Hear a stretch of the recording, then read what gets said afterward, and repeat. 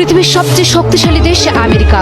এটি এমন একটি দেশ যার সামরিক ঘাঁটিগুলো ছড়িয়ে আছে সারা দুনিয়ায়। কিন্তু এই দুনিয়ায় এমন একটা মুসলিম দেশ আছে যারা সেই মহারাজার চোখে চোখ রেখে দাঁড়ায়, ডরায় না, পিছু হটে না, মাথা নত করে না।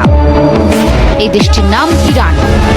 এই ইরানই তো সেই দেশ যাকে কখনো বিচ্ছিন্ন বলেছে পশ্চিমারা, যার উপর চাপানো হয়েছে শত শত নিষেধাজ্ঞা, যার বিজ্ঞানীরা একের পর এক টার্গেট হয়েছে ড্রোনে, সাইবার অ্যাটাকে।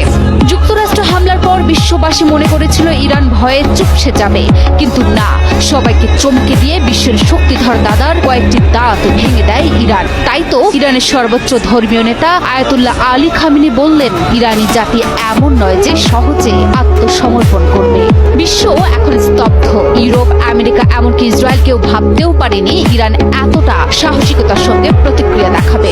ইতিহাস সাক্ষী, যেখানে অন্য মুসলিম দেশগুলো চুপ থাকে, সেখানে ইরানি দেখায় কিভাবে চোখে চোখ রেখে কথা বলতে হয়। যখন গোটা বিশ্ব মাথা নিচু করে ওয়াশিংটনের দিকে তাকিয়ে থাকে, তখনই একমাত্র একটি দেশ বুক চিতিয়ে দাঁড়ায়।